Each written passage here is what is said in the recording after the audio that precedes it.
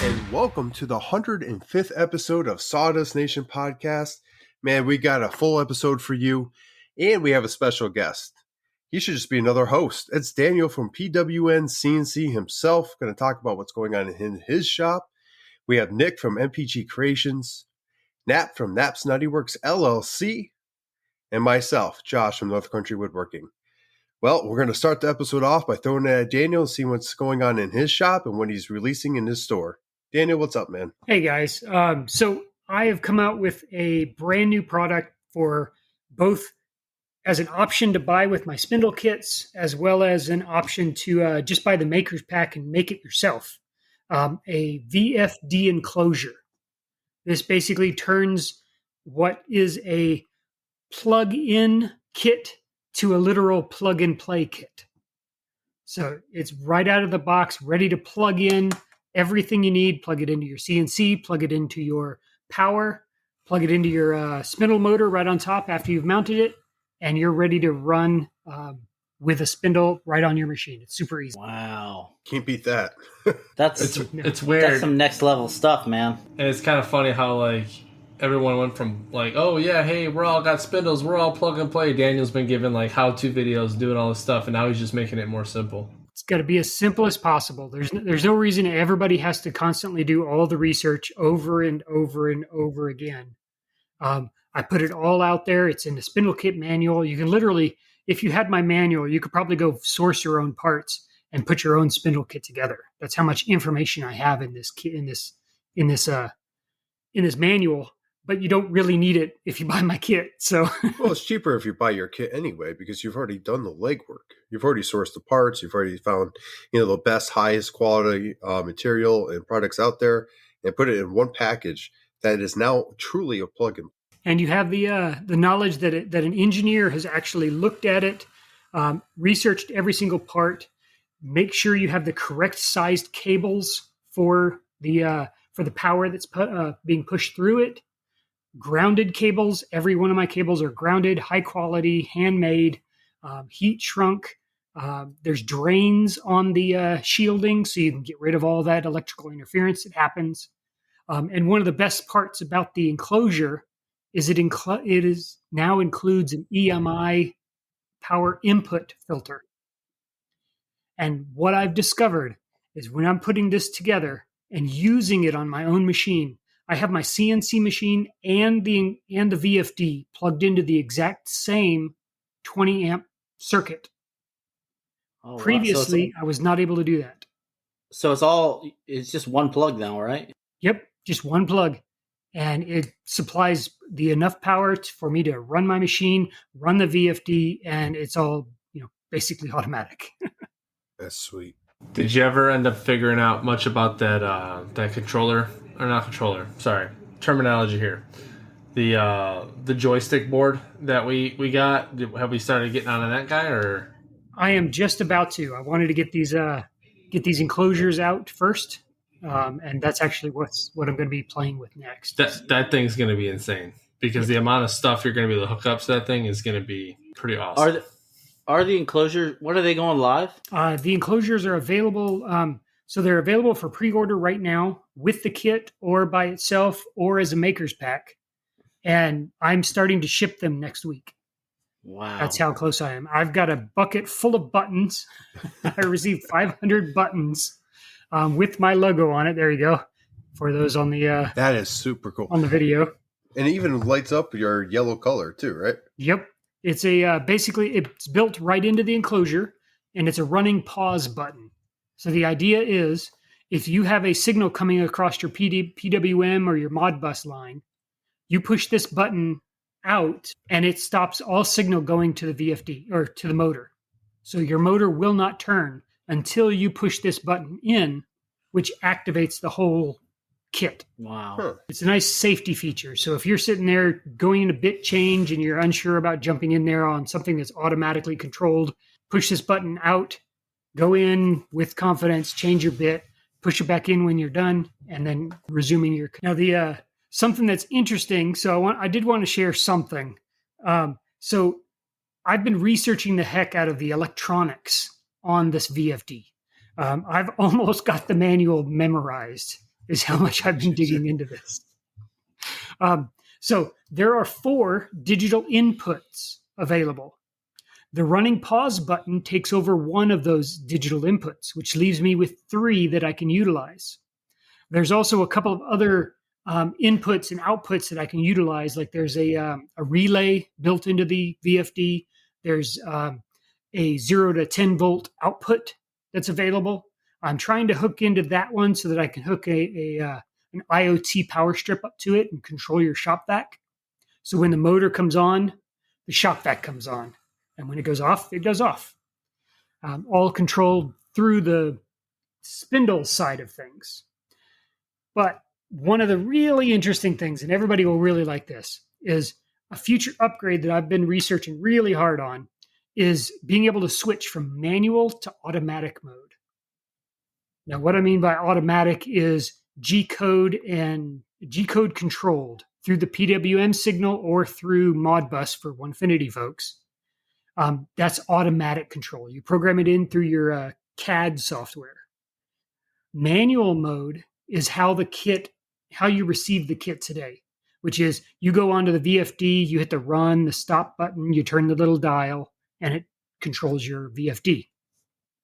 In some cases, I've found that it's very handy to be able to switch to manual mode. Let's say I've surfaced my spoil board, but it doesn't quite get all the way to the edges, or it goes just beyond what the software will allow me to program the width and the depth of the board.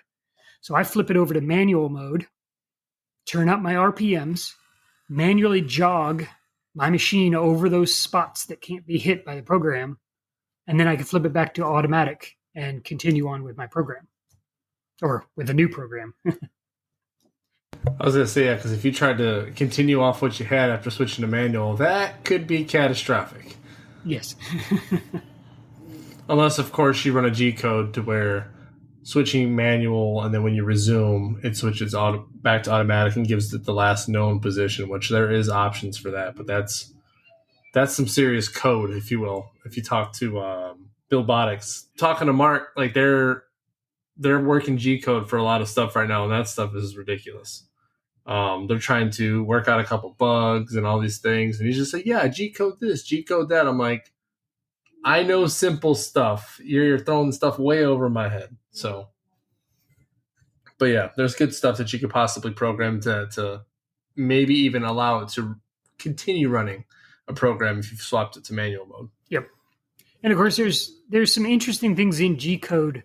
There are a couple commands. Obviously, M3 is a start your spindle. M5 is stop your spindle. But there are other G-code entries in there which could be utilized and are kind of designed for turn on your shop vac, turn on a mister, turn on cooling. These things are CNC based and not really something that a spindle kit necessarily should be handling for you. You want your brains of your machine controlling it. So really it's up to Onefinity or Carbide or whoever's designing that controller to provide that functionality for you. So the IoT relay based off from the spindle kit, it's sort of like that step forward that at least enables that functionality. And then until the CNC companies can catch up and actually provide it the proper way. Always one step ahead. So I have a question for you, Daniel, and this is kind of on a different line here. As far as housekeeping for the spindles that are already out, the air cooled versus water cooled, what do you recommend to people who've purchased one or the other on like preventative maintenance? Is there like a way to go through and inspect your spindle to make sure that it's going to continue to operate properly, or is there a cleaning method for I don't know if the water cooled one needs cleaned through the lines or anything like that, or can you speak to that? Sure. So this is just based off from experience and based on having run a spindle for years. There are a couple things. So on an air cooled, every 3 to 6 months at least, you want to grab a can of that computer air and just kind of clean it out from the intake for the most part, but a little bit from the outtake as well, which of course is the intake is the top where the power comes in. And usually on my spindles, it's a black plastic connector on top. The fan is sitting right up there on the top, and it takes it and blows the air down through channels, and then right out the bottom where the bit is. So that can collect dust. It can kind of collect on that area. So you certainly want to clean that out. Some folks have even gone so far as to put pantyhose over it. I mean, these are tips that are more unusual because of the amount of dust they're providing, unless they have one of my dust boots. Hint, hint. But if you have proper dust control, it's usually not really that big of a problem. But depending on what materials you might be cutting, maybe carbon fiber or something like that, it may be kicking up some more dust that you really don't like. And you don't want that in your spindle. So that's all air-cooled spindle stuff. Pretty common for folks who have palm routers. They're familiar with how to clean those out on a regular basis. Same thing for a spindle, an air-cooled spindle. On the water-cooled spindle, my recommendation is at least once a year, you should change your coolant. Now, in my case, I have a couple gallons of window washer fluid that I just pour right into it. So that keeps everything, keeps anything from growing in the liquid, which is nice. Keeps the spindle cool and all that. But it's nice to kind of swap that out every once in a while because you are kind of circulating the same stuff. And depending on where you have your coolant, if you have a chiller, it may be a closed loop system. But if you have a bucket, there may be holes in the bucket. You may be collecting dust in there and eventually gets into the water, into the coolant. You want to get rid of that and clean that out. So just kind of clean it out, clean out the bucket, pour some fresh material in at least once a year, fresh coolant, and you'll be fine. Awesome. You know, I know that we typically we talk about the spindles and you know, we promote the spindles because we all have one.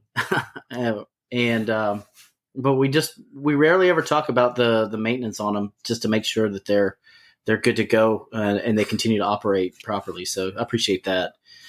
I got to go, guys. I'm going to go blow my spindle out. So Got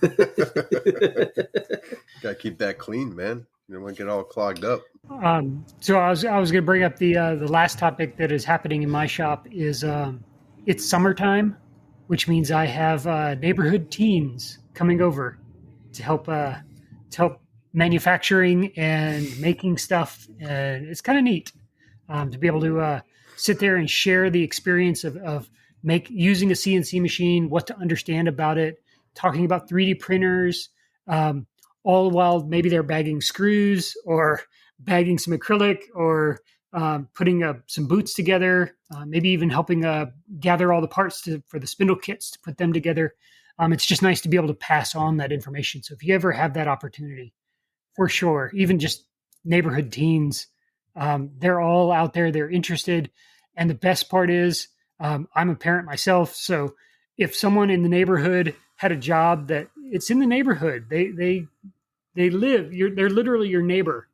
So surely you can find some common ground to talk to them and communicate and have them over for dinner or something so that their parents know that their kid is going to a safe place to earn a little extra cash for the summer, right? Yeah, that's awesome. I was gonna say, how receptive are they? Like, I know when I talk to like younger kids, sometimes it's hard to like get the message across. Like, hey, this is what I want you to do. This goes in here. This is the process. Like, how has that been? Like the learning curve for them? So my two boys are 7 and 9, and they are not interested in anything that I have to say. But the neighborhood teens, they're actually really, really interested. They love being able to sit around with it. This year, I've actually each one of them has received one of my older 3D printers, and I told them, hey, I pulled it straight out of storage. It's literally one of the first computers, my Anycubics. I have 9 of them available. And each one of the teens have got one. I said, hey, it may not work right now, but I promise you by the end of the summer, you will know how to fix it. And I will keep a couple of them here and and together I will show you how to fix one, how it's supposed to work, how to run it, how to get a 3D print out of it. And they've really stepped into the learning curve of the 3D printers and absolutely love it. That's a learning curve too. 3D printers, depending on where you start, can be a very, very giant learning curve. Yes. I mean, it's pretty much free education now. You know, they get a job, they get to work, learn some valuable skills, and they get free hardware out of it. So, are they getting the hardware, or are they not getting the hardware? Oh, they're getting a free printer. Yeah. So yeah, they're getting the free hardware out of it. It's gonna say like, by the end of the summer, you will fix this for me.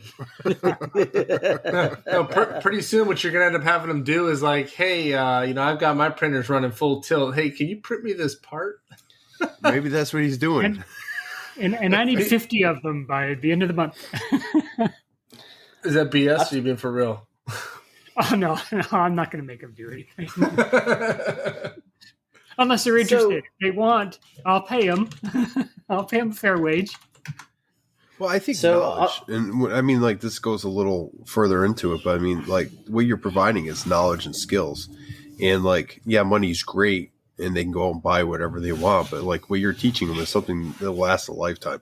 3D printing, done right, you can make a lot of money. There's a lot of people out there that have quit their jobs and just 3D print.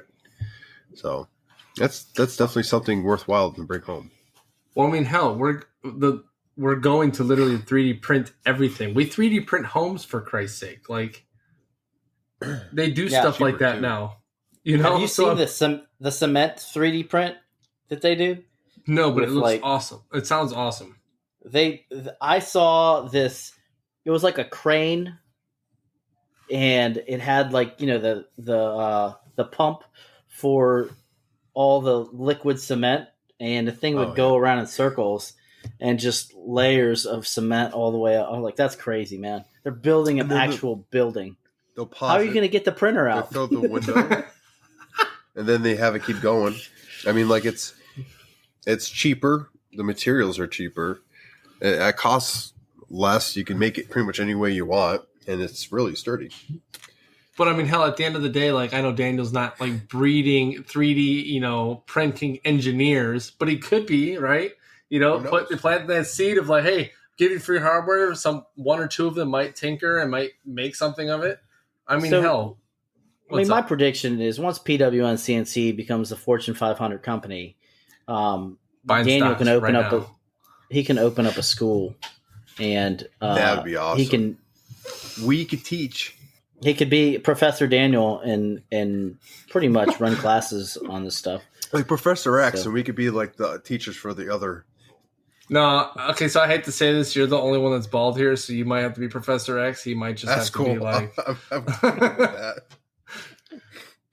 But I think it's really cool, Daniel. And honestly, I'm sure the community appreciates it because you're essentially you're giving back to the community, the maker community. So. That is what matters here, right? Okay, so yeah, you make things for the community, you sell things to the community, but you're part of the community. You're working out of your garage. You are doing you were doing the things that we're all trying to do. You're just making things that we can utilize and make our lives easier and better. And that means something. Yeah, so if you're listening and you're interested in any of this, please head on over to pwncnc.com and check out Daniel's vast selection of gadgets and gizmos. It's crazy. When we first, actually, what's funny when you say that all the gadgets and gizmos, when we first started with Daniel, it was toe clamps, lever clamps, dust boots. That's what it was. And then, like, not even a couple months later, boom, spindle kit. And you're just like, so when's the CNC coming? Like, that's the real question. Yes. Spindle kits, boom, VFDs, boom, enclosures, boom, full on CNC machines. Honestly, I'm making a prediction. Yeah, I mean, like, at this point, my CNC is more PWN CNC than it is anything else. It's been upgraded that much. But yeah. Have you ever thought about, Daniel, have you ever gotten into like metal, what do you call it, metal 3D printing? I have not. I've played around with some metal filled or metal fiber filled filament. I've played around with that. That's very interesting. But no, I haven't printed anything in. In other words, it probably didn't work out the way he thought it was going to. Well, no. So, I mean, this is a valid point here. So, like, and this might not, if this gets cut, that's fine. But have you ever thought about building riser kits and stuff like that through 3D? I've considered it, yes, and I'm still looking into it. Yeah, There it is. And he's Daniel. gone. No, I'm playing. Daniel. He's like, oh, that's a great idea. Oh, wait, I've already been developing this. Oh, wait, had an epiphany. I'll be back 24 hours later. Now, brought to you by PWN CNC riser kits. So, Joey, or Still Blade Woodworks, he goes, we need some Avid accessories. And Matt Voltner just joined us, too. Yes. Oh, we did, huh? Let me see if I'm trying to get on there. But yeah, so you're constantly coming out with things. You know, you hint at different stuff coming up. But is there something on the horizon that we haven't talked about that you want to share that kind of like as a sneak peek? Kind of putting Teaser, on this, if you will. Yeah, a teaser. It doesn't have to be diving into anything, but I mean, like, I always feel like you have something in the, you know, that you're trying to make or something that's about to happen. I have 10 or 12 projects that are all in some form, function, development. If I don't, I'd go stir crazy with all this, with this extra thinking that I'm doing here. Let's see. Nothing that I can share right now. Oh, okay. Fair enough. Damn. Not in public. I was like, I'm thinking of something that makes a CNC move, but maybe not. I don't know. I'm not ready for that yet. I know exactly where you're going with that. We've talked on Slack a little bit about it on our private channel. But listen, whatever you are coming up with, I'm sure is going to be well thought out. All the research will be done. And when you're ready to unveil it, it's going to be epic. I'm pretty excited for when you do get to that point. And for those that listen that know, if you know, you know. If you don't, well, you just got to wait and see. You know, I mean, like overall, so I'm a pretty big dummy when it comes to CNC stuff, other than actually just running the machine. But as far as everything that Daniel has been doing so far, you know what, man, you make it so much easier for me to operate because I don't have to think. And that's the part that's making all of this more accessible to people who just want to give it a shot. And I think that's probably the best way to get people into CNC is making things so they don't have to know all the tech specs about things before they you know, when I joined the CNC community a couple of years ago, I was blind, deaf and dumb, and now I have a little bit. I got one eye half open, and I can hear just a little bit. But you know, as far as Daniel's over there, he's got wide eyes, and he's got the you know, he's fully knowledgeable. But anyway, I digress. When I first started, when I got into CNCing a couple of years ago, and got my first CNC, set it up, put it all together, I kept running into roadblocks, or what I thought were roadblocks in the workflow. And the first roadblock I ran into was clamping. I did not like any options out there. There were very few options out there. I didn't want the mess of, now this is a good option for people who like it, but I didn't like the mess of the CA glue and the painter's tape. No. I felt I was constantly wasting tape. More work than it's worth. CA glue. CA glue is expensive. Yes. And some people swear by it, and I fully support them in doing that. Oh, yeah. But in some CNC carving situations, I found that just wasn't really a good option for me. So that's when I came up with that first lever clamp. I solved a problem. I ran into a roadblock that stopped me personally and said, hey, there's got to be a better way. And went and looked at all the options out there and found that this lever clamp was just like perfect. It solved the problem because back then everybody made a Myers spoil board with the threaded inserts. So that's still my favorite spoil board, really. Mm-hmm. Even all the T-track hybrid stuff and all that, the threaded inserts is like the best one to me. It is pretty awesome. But I'll tell you what, Daniel, I did about 400 threaded inserts on my last wasteboard.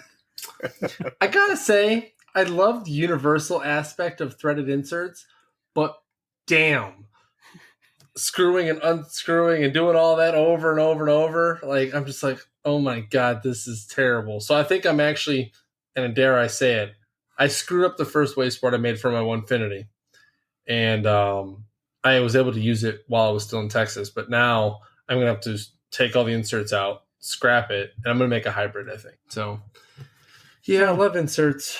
Very versatile, very universal. But as far as clamping and all that, I hate to interrupt, but I don't want to take away anything from Daniel here, but Daniel, have you looked into the composite nail, like pin nails? I did see that. You can just yes. Yep. Those are cool. What is it? The plastic nail gun from was Avid supplies it?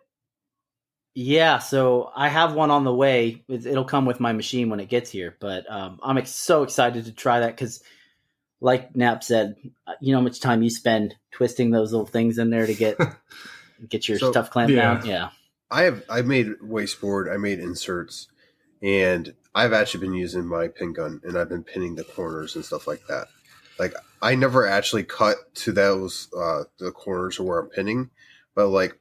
Worst case scenario, when I pull the piece out, I have to pull a couple pins out, and it's nothing. It takes seconds. But say you mess up though, and you pin in the tool path, and next thing you know, your bit goes through it. That's why the plastic ones. Well, yeah. That's why they made them plastic, so you can just roll right through them. How much was that setup? I mean, like, is it a special gun? It has to be, right?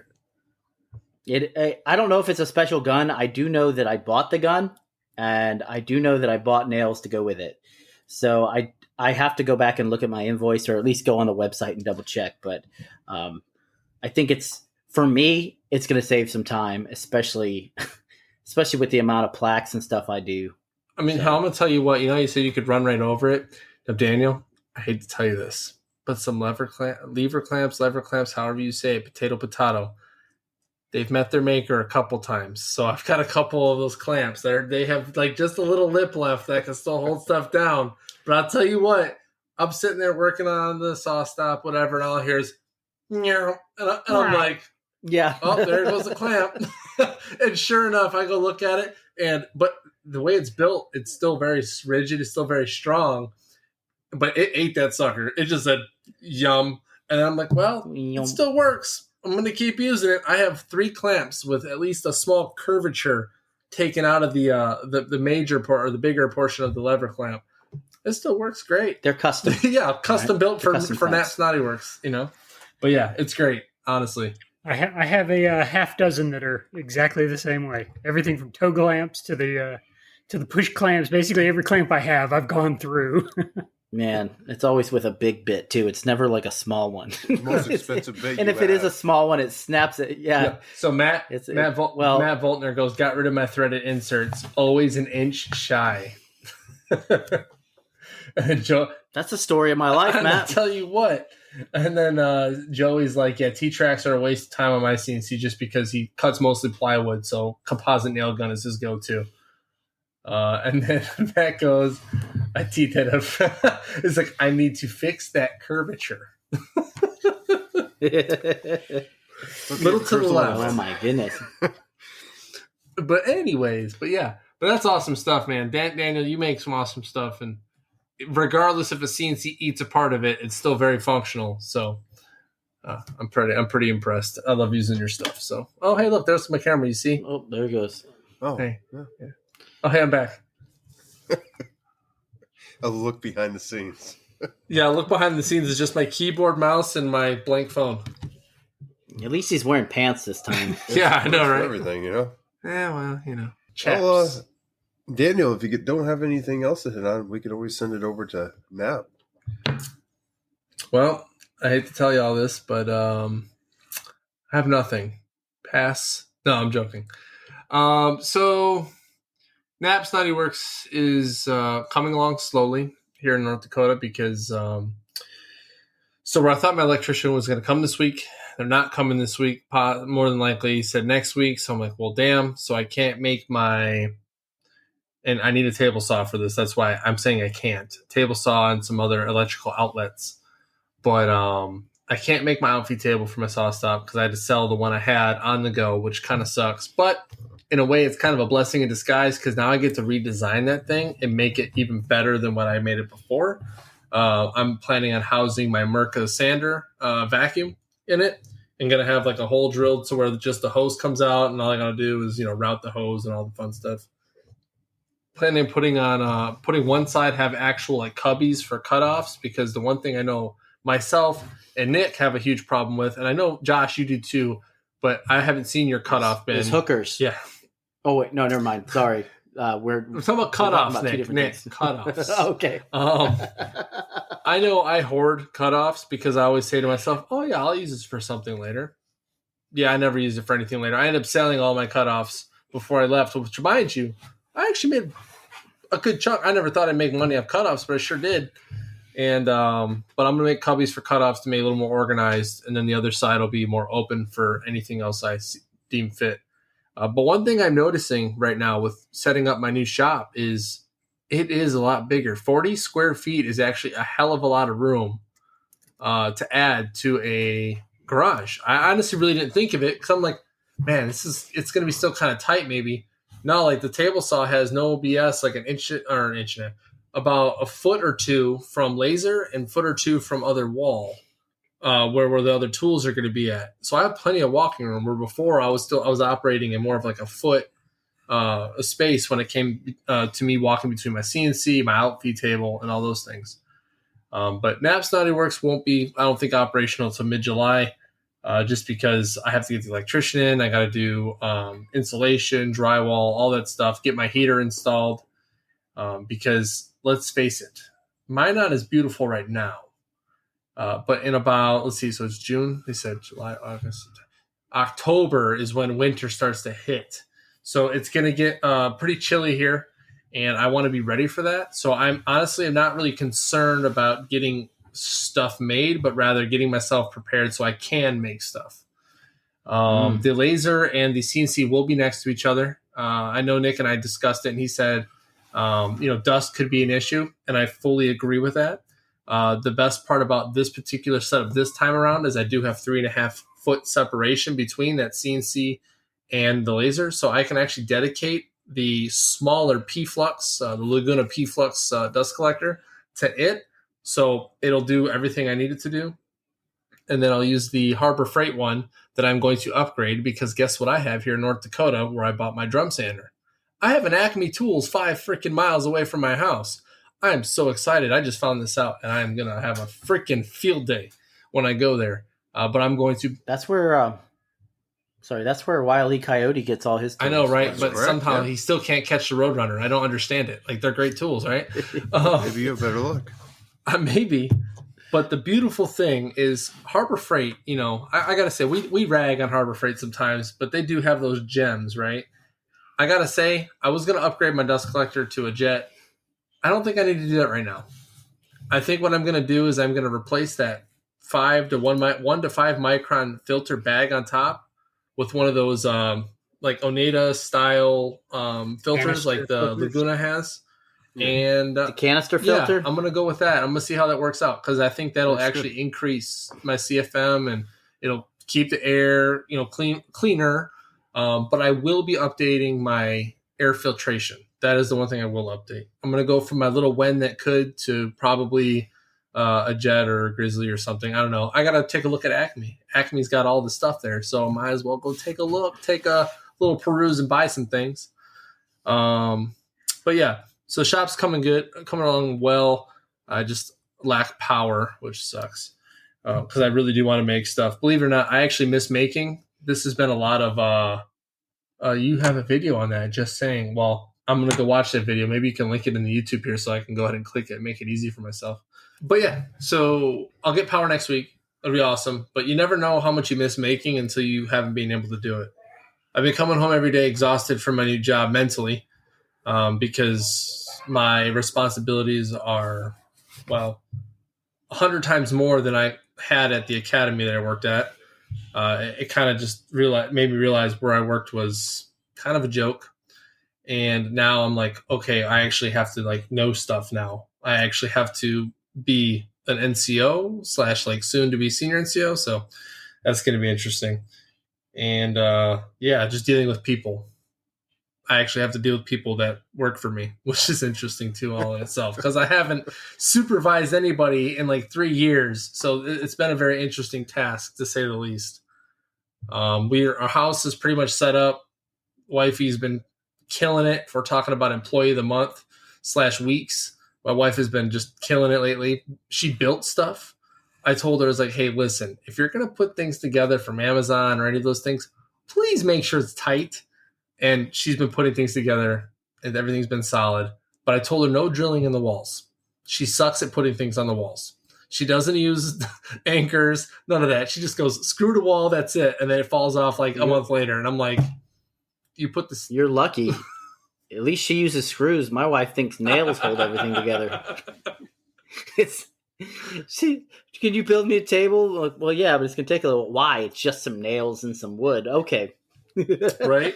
And yeah, Matt, that is a pretty awesome hat. I do need to get one myself because, I'm a part of that snapback club that's been so ridiculed lately. Jesus. We'll talk about that a little later. But yeah, that's what's going on in my shop. That's what's going on in my house. That's what's going on in my life. Things have been crazy here. And, if I've talked to you on the side, a little more. And if you care to know more, reach out. I'm an open book. It's whatever. But click Nick, here if you want to know more about right. It works.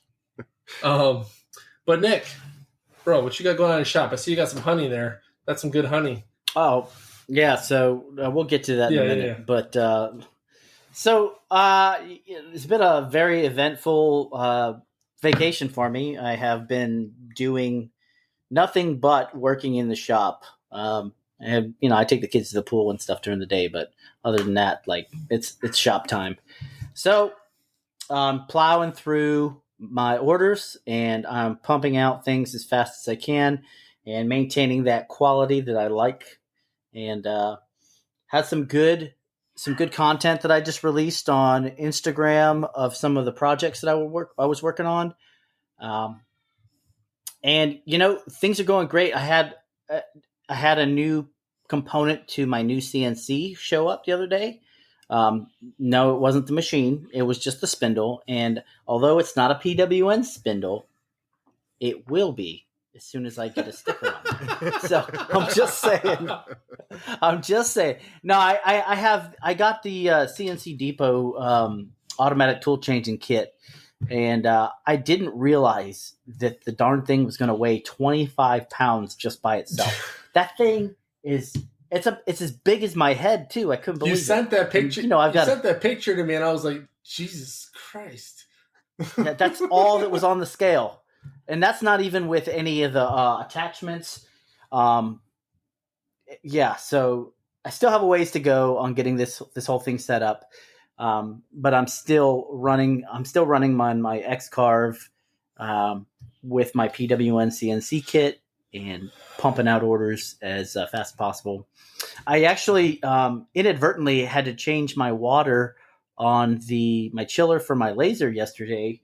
So I moved the laser and one of the hoses came out. So it's time to change the water when that happens. Yep. It was just all over the floor. You didn't put it on far enough.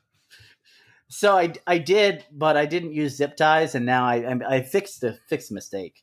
We live and we learn. But you could hear the machine like beeping at me, like, "Oh my gosh, no water!" How dare you take my lifeblood away? It paused everything. I didn't hurt my tube or anything like that. It was just one of those things I was trying to work around the laser, trying to move it to get something behind it because I was trying to put shelving up, and that happened. So other than that, though. Life's been pretty fun. Been learning some new techniques, and one of my boxes got delivered, and it made the recipient cry. So I told them sorry, I guess, but I'm glad you're happy. Means you did something. You did something right. Oh, I did a collaboration with Coffee Custom Knives. I don't know if you guys know that. Nick Coffee. Yep. Yeah, Nick Coffee. He makes wood trucks and such, And so we did it was for a gentleman who was retiring from the Air Force. He was a truck driver and he was in convoys in Iraq. So I got with Nick. We devised this whole truck to resemble a military transport truck. And on the trailer, I built a specifically, sized shadow box to go on the back with lights and everything in it. So it's pretty cool. Check my Instagram out. It's on a reel. But other than that, that's all I really got going on right now. Nick and Nick making things happen. That's right. But Josh, what do you got going on in your shop, man? Well, it's been a busy week. What's happened? Since we last been on here, I came down with like a semi kind of congested cold thing going on. Kind of heard it last podcast. And then I helped a fellow woodworker get some logs out of the woods. I got some poison ivy going at the same time. So, yeah, it's been a fun week. But other than that, project-wise, I got the military leadership board complete this weekend. That project I made it so much harder than it needed to be. So the trim, you don't say. The trim on the original pieces was something that was very hard to find.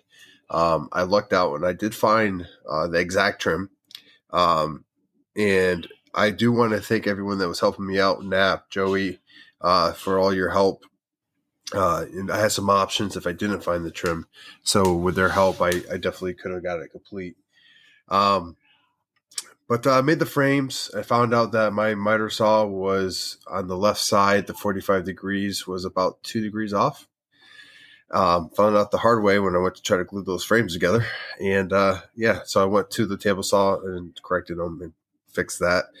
Laser makes things nice. I was able to do the acrylic, cut that out real quick, slide it into that frame, no problem.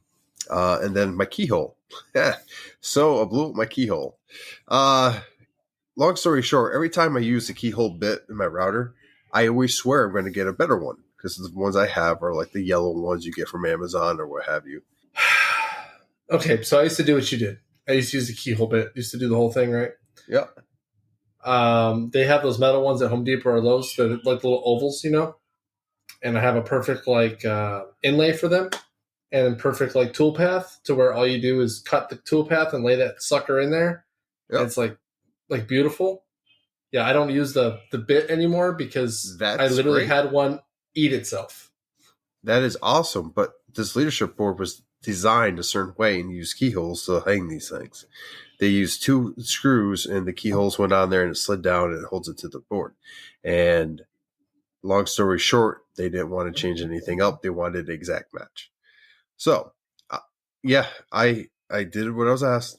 I use a bit that I need to replace, and every time I use it, I swear I'm going to replace it. So as I was using it, I literally stopped, and I blew out the keyhole, and I ordered the bit right then. You blew your keyhole out. I did. So I had the great idea of using CA glue to fill it in some wood, and got that going and let that sit. But if you ever, router through some CA glue, it produces some nasty chemicals. Yeah. Off gas you're talking about? Yeah. Makes your eyes water. Water, cough, you name it. It's not almost fun. Like the dirty keyhole. Yeah, it was a very interesting experience. Long story short, I was able to fix the mistake. It was in the back. No one was going to see it. And, aligned everything they wanted me to align and made a little patch additional to what they had. Lined it up and got that complete. So that was pretty much my entire weekend, was trying to figure that out, get that out there, knocked out. And then this week so far, I've already completed a couple projects. I got a last minute request leaving work today that they need by noon tomorrow. It's just a plaque for someone going away. And then they were going to add another one to it, but I haven't got the information. So I'm going to go ahead and say this is probably not going to happen. I had a friend that wanted to cutting boards complete, certain style. So I used some rough cut lumber that he did as Alaska mill, Jones Workshop. And I milled that up, basically got that ready, CNC'd out. And the only thing left really has to do is some good sanding around over everything. And soak it in some oil of your choice. Oh, Foreshadowing. was that? Yeah, it might. We're getting there. But long story short, a lot happening in the shop. I have different projects coming up. I'm working on the New Mexico project. I'm also working on what was it, Backbone, Army, NCO Corps. Yeah, you can't say New Mexico project. Like, we know what the heck you're talking about. I was like, wait, what? I mentioned it almost every podcast. I figured. No, you do not. I would specifically remember New Mexico project because, first of all, it sounds official, it sounds serious, it sounds cool. All right, like it is cool. The laser's going to be doing some really cool 3D looking stuff, and it's probably going to be one of the longest I've ever ran this laser. So it's pretty large. It's going to burn deep, and I started the glue up for it. So it's going to be utilizing the entirety of the laser, which it's hard to believe I'm already utilizing the entire bed, but you know how that goes. That's why you got that big of a laser, though. Yes, but now I like every time you get something, you're like, this should do. This is not going to, I'm not going to do any bigger projects than this. And it always ends up where you do. It's just, anyway, moving on. So getting that knocked out, I'm waiting kind of to the weekend so I can actually do that because I want to have the time to do it with no interruptions. I was able to go ahead and put a new addition on my CNC, a couple of new ones. Basically a lot of upgrades from PWN CNC that I have had ordered and was delivered. Basically, it was upgraded and ready to go. I actually used everything for the first time today, which was pretty nice. I haven't really done a video on it. I'll be doing a live going through some of that later on. And then what else? The shop layout, it takes me 10 minutes to clean. Even after me going through, like, when you're really busy and you leave out everything and there's sawdust everywhere, chisels are here, you have you have basically things all over the place. I went in there today. I started the laser. I started the CNC, and I took about 10 minutes, and everything was basically clean except for the sawdust. That tells me my layout is pretty damn good right now, and I'm very happy with it. Not only is it easier to work in there, it's just everything makes sense. I'm able to wheel out my planer like I did today, wheel it back in. I'm very happy with how that's set up. And then that's about it for now. I do have a shadow box I'll be starting on here soon. That's not due to the 29th of July, and it's going down to Maryland, but I want to get it knocked out and out the door sooner rather than later. So probably this weekend or next week, I'll be starting on that as well. And then the odds and ends, little projects here and there that I've been knocking out. But I want to wrap up my segment because we do have something we want to talk about.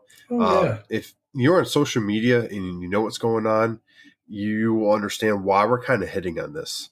It's about how to treat clients the right way and to be a professional business, regardless on what platform you're on.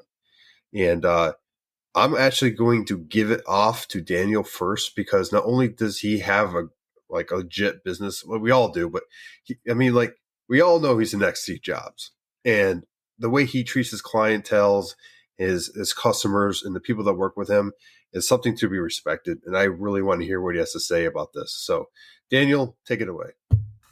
So, I don't know much about what's going on it. I haven't been keeping track of it on the social media, but you guys caught me up a little bit on what's going on.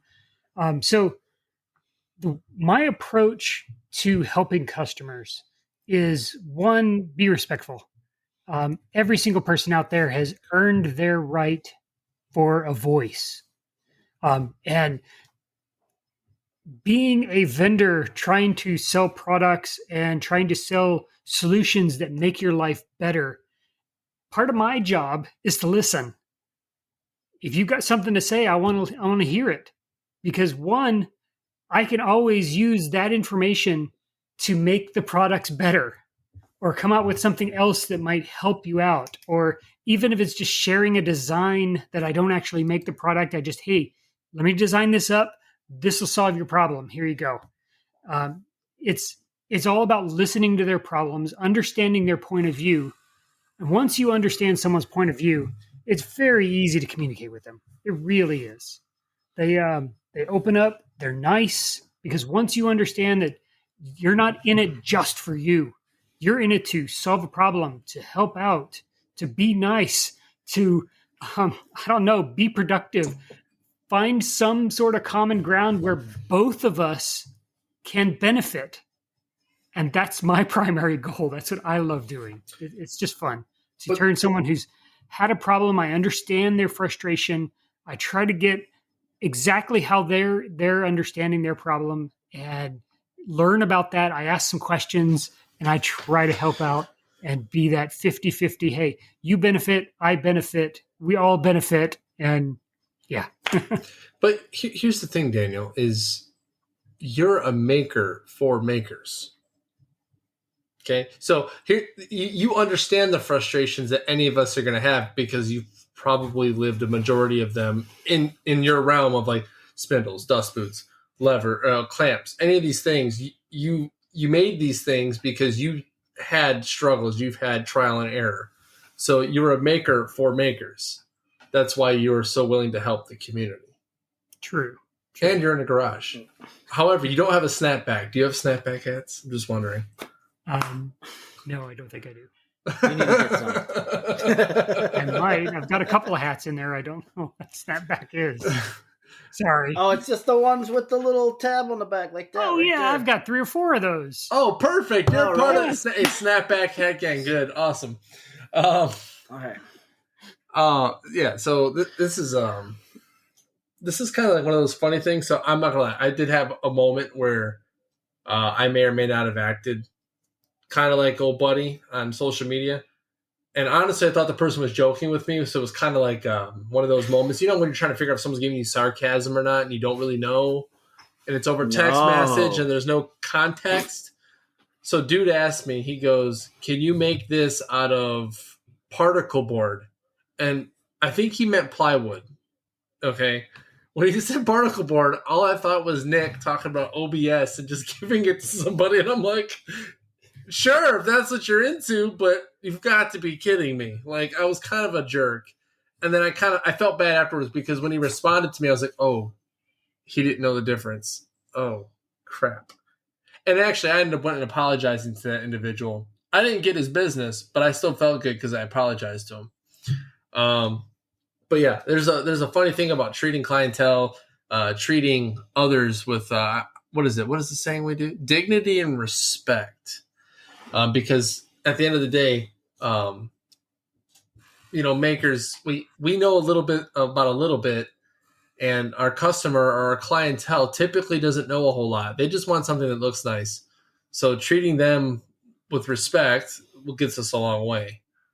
The stuff that went down on the social media, like I honestly didn't know what the heck was going on. I was like, what is happening? Nick so wonderfully apprised me of the situation, and I watched the Odie saga from what's his first name? I know it's Dunlap's his last name. Daniel Dunlap Woodworks. Daniel Dunlap Woodworks. His, and I watched it, and I'm like, I was kind of appalled, really, because I was like, this dude missed the whole message. Like, bro, he was just saying, like, you just attacked, like, 75% of your clientele. Like, we're all garage makers that use your stuff, bro, and wear snapback hats. Like, he threw 3 insults in there at the very end. Like, 3 sentences, 3 insults, boom. I was like, you missed the point, dude. We'll see how that works out for you. It's like, bold move, Cotton. Let's see how that works out for you. And, You've got to be careful of your assumptions, man. They'll get you in trouble every time. Yeah. Absolutely. Absolutely. And, so first off, if you are representing a business and you are the one person who is speaking on behalf of that company, even if you don't own it, right? You are there's a lot of things. You ever hear that phrase, if you don't have anything nice to say, then don't say anything at all? That's probably the best way to go about it. Now, I have a couple of stories on my Instagram right now where I say, like, look, your number one priority should be above all else, like besides your product, is customer service.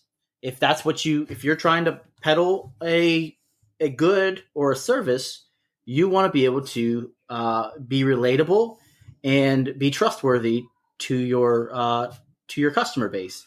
And the last thing you want to do is alienate them. So I've had plenty of customers that just rub me the wrong way, that say stupid stuff, that assume that I pull this, woodwork right out of my bum, and all that stuff. But I always treat them with respect. I never give them attitude, especially over social media.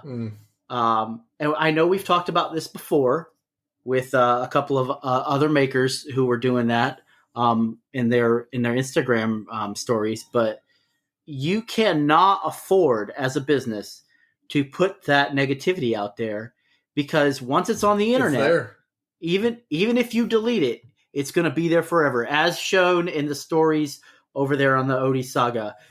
Things were screenshotted, and it's going to live on forever. That's a black mark on Odie's forever.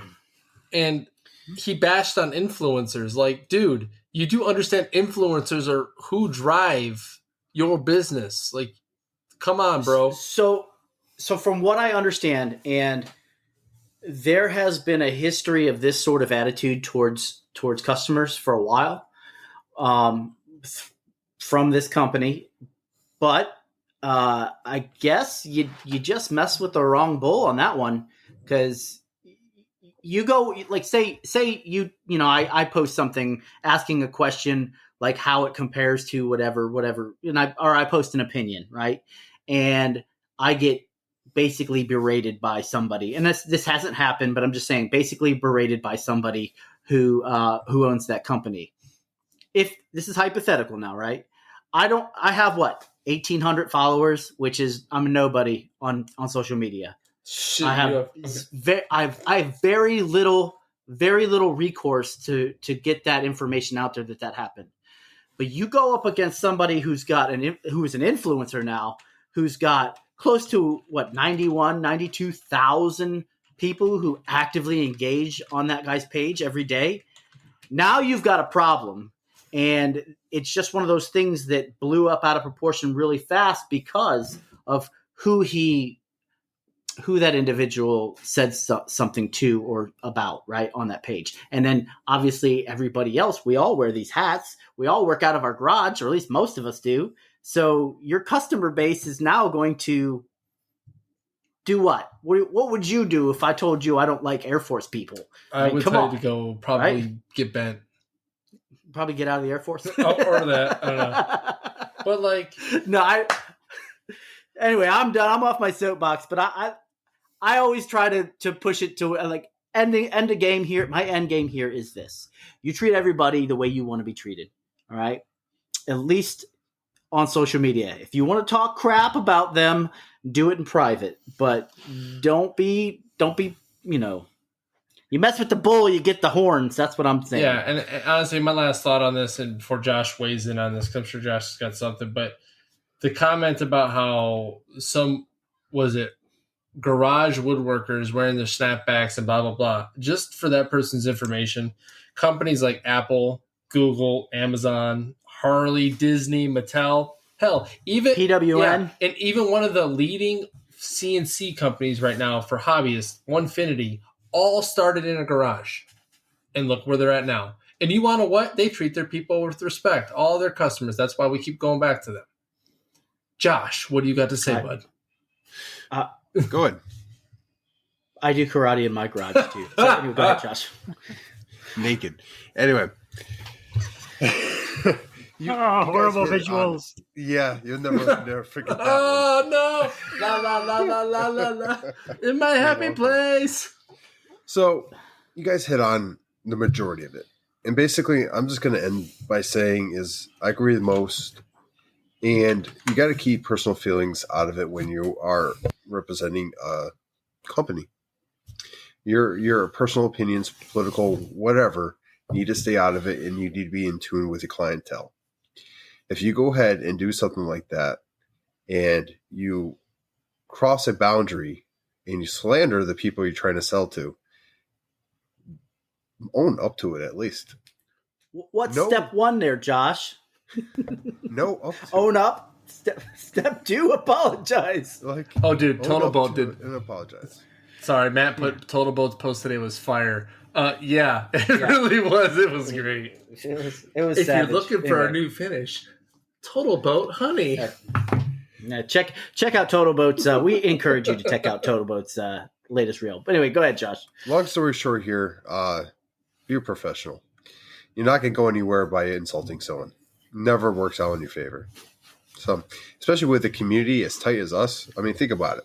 You're on a social media platform that's dedicated to making woodworking. I mean, like, we are all talking. You could talk to someone that has 91.7K. You could talk to someone with 500 followers. I mean, like, it doesn't matter the following. Everyone has. Go ahead. You're right, dude. I talked to Mark Spagnolo today, which I never talked to, but I mean, he messaged me back. So go ahead. Which, yeah, he's very good at doing that. What my point is like, you got to tread kind of carefully when it comes to insults, and the best way to do that is not do it. I mean, if you want to go ahead and enlighten someone on something, do it tactfully. But I think we hit this pretty good. So. I think, we should probably move on to our sponsors and any other topic we want to hit on. Damn, we just got fired up, Josh. Come on. This is the way I look at it. Like, this is the hottest, greatest thing that's going on. And that's, it should be because it needs to be talked about. But what it comes down to is, that fire is going to be put out by his own accord. If it isn't, it's going to continue. People are going to stop using them. People are already throwing away product. Yeah, people are already saying they're not going to buy it. Hundreds of dollars in the trash. He's already done the damage, to his own company. We don't need to be adding to it. We already know what was done. We know it was bad. We know not to do it. And hopefully people listening either will catch up, learn about it, and, take something away from it. But dude, the sharks are moving in too, man. Oh, yeah. They're moving in for the kill. Well, there's companies out there that are offering 1-for-1 swaps. Yep.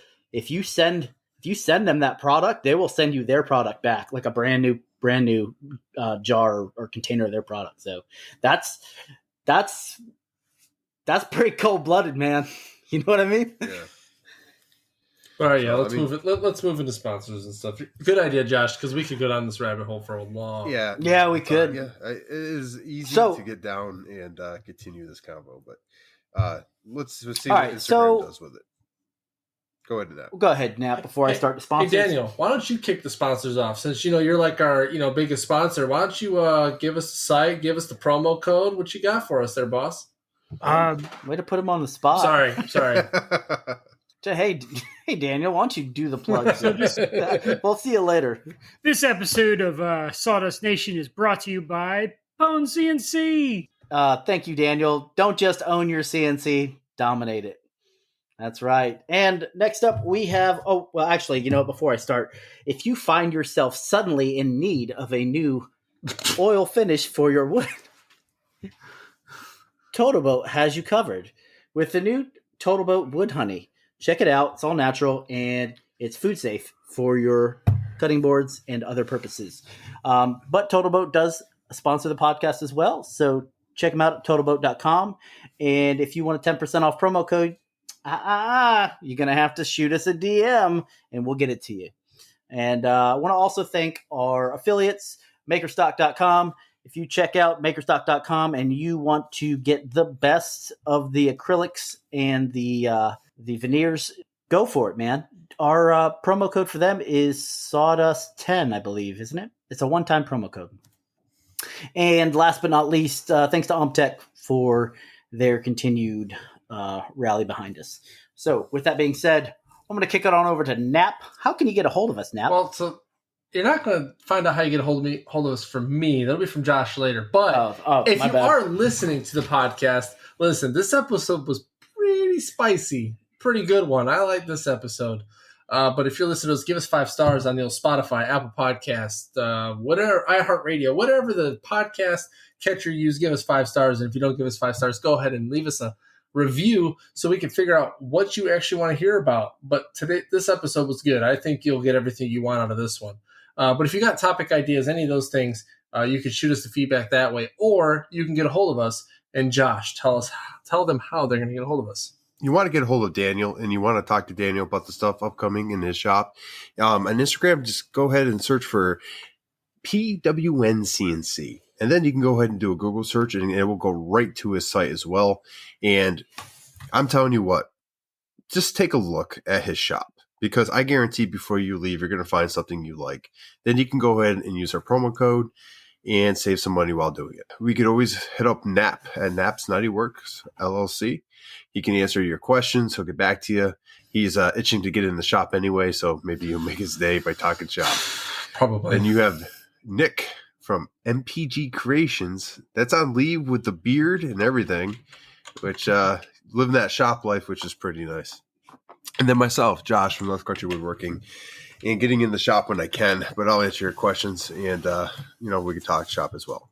But the best way to get a hold of all three of us is hit the Sawdust Nation podcast page, and all three of us can hit up the convo, or, one of us can get you back, and you're going to reach somebody. And then, that's not enough. Go ahead and reach us at our Gmail account at sawdustnationpodcast@gmail.com. And, send us a voice clip for the podcast, like AJ from Crafted NJ last episode. Or you can go ahead and send some pictures of which oil that you prefer and why, and whatever. We'll continue the conversation there. But like some of our viewers currently, our Patreons are watching us live as we record. So join the Patreon community and go ahead and sponsor our third tier. And you too can join us during the lives and talk to our guests, us, and, add to the conversation. You heard us laugh during the podcast randomly. It's because we're reading some of the comments that are going on. It's definitely worth it. I think I know for a fact our patrons do enjoy it, and we enjoy having them on. So with that, let's go ahead with our final words, and I'm going to go ahead and kick it off to Daniel from PWN CNC. As I always end all of my YouTube videos, and I'm trying to come out with better, nicer ones. Don't just own your CNC, dominate it. Love it. Hell yeah. Love it. I can't wait to dominate the CNC with that 2.2 kilowatt spindle on full power. I'm so excited. Half-inch bits at full power is going to be amazing. So typically it goes to me next for final words. So I got to say, after the recent events, it really does make you reflect on how you treat people. Sometimes we sit there and we think to ourselves like, man, what is this person talking about? But really we got to, really just remember, not everyone knows what we know. Not everyone does what we do. And we treat them right. So that way we make sure that they have a pleasant experience, other than the experience that was had by, I guess, many folks with the particular company that decided to, commit social media suicide, essentially. But hey, we're all out there helping each other out. If you got questions, reach out to us. Reach out to each other. We're a big community. That's what this is about.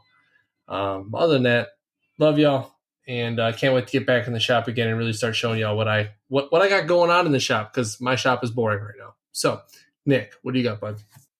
Take care of yourselves and each other, like always. But until next time, buy a snapback hat. Work out of your garage. Be proud. And, Finger guns. Oil it up, baby. Oil it up. With walrus Rubio. oil or Rubio monocoat or Totalboat, all that fun stuff, I actually I love this Totalboat wood, honey. I used it, and it's fantastic. But anyway. Josh. Smell sorry. better, but it's not bad. Smell better? What, you putting it on your body? Just to... Yeah, wax up, man. Anyway, thank you for joining us for the 105th episode. Thank you, Daniel, for joining us and letting us know what's going on in the shop. As always, it's a pleasure. Turn us on when you're going to work, when you're making that coffee at work, share it with your friends, in the shop, mowing your yard, at the picnic. Who cares? Just turn it on so we can whisper in your ear and we can talk shop. And with that, podcast. Just like that. Just like that. And with that, He's thank you for joining us, everybody. I am like that. That was perfect. With that, thank you for joining us. We'll be back. Sawdust Nation out.